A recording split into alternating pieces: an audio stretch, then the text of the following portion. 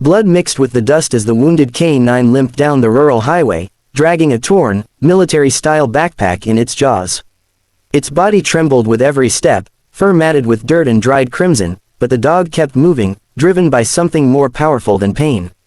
The sun had just begun to rise over the pine-lined hills of Redwood County, casting a golden hue across the road where fate was about to collide with duty, love, and redemption.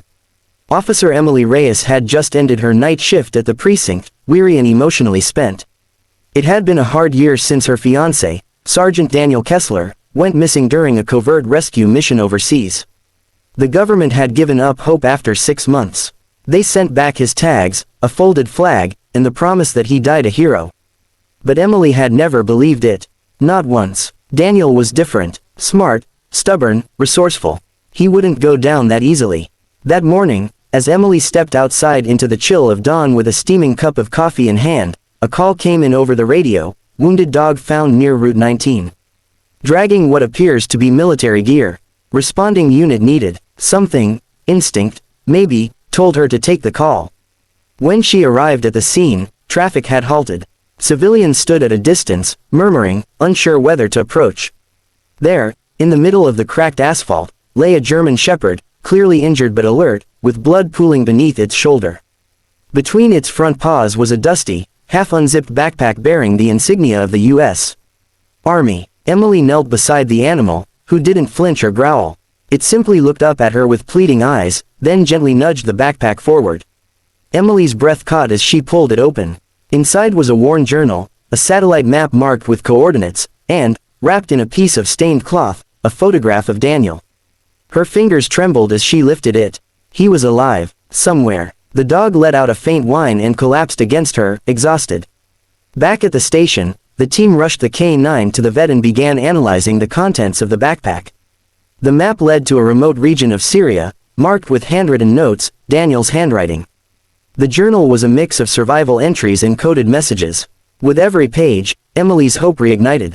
Daniel hadn't just survived, he'd been sending a message home, and this dog, his partner and guardian, had somehow made it all the way back.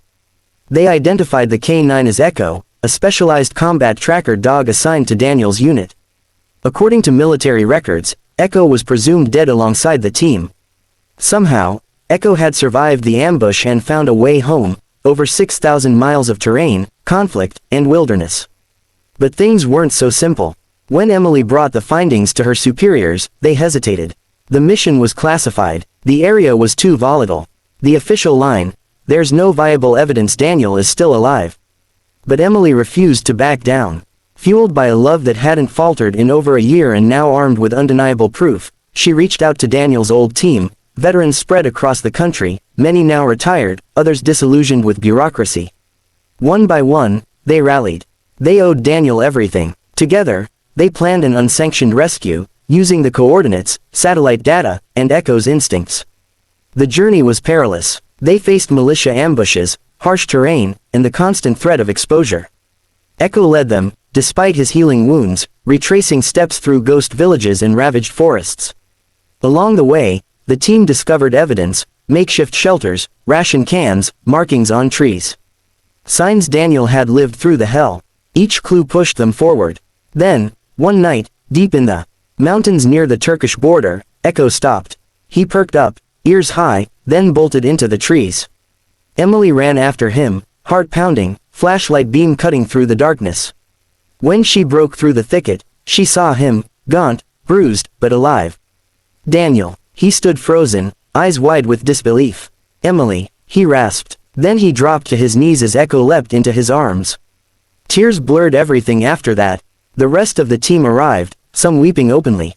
They'd done the impossible, because of a wounded dog's unbreakable bond and a woman's relentless belief in love. When they returned home, the media storm was instant. The world wanted to know how a K-9 made the journey, why a soldier was left behind, and how a group of civilians succeeded where official channels had failed. But for Emily and Daniel, all that mattered was being together again. And for Echo, now fully recovered, it meant peace at last. The story spread far and wide, not just as a tale of survival, but of loyalty, the kind that transcends distance, language, and even species. Echo became a national hero. Laws were revisited, military protocols changed to ensure no one would ever be forgotten in the shadows again. But the most powerful change was personal. Emily left the police force. Daniel, finally home, began counseling fellow veterans dealing with trauma and reintegration.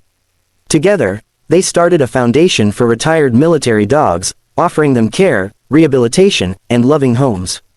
In their home, next to a fireplace and beneath a window where sunlight poured in, Echo slept peacefully every night, his duty done, his pack finally whole again.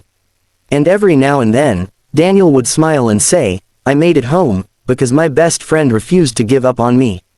Message: in a world that often forgets the quiet sacrifices, of soldiers, of animals, of those who love and wait, this story reminds us that sometimes the purest courage comes on four legs, and that hope, when held tightly enough, can cross oceans, outlast governments, and even bring the lost back home.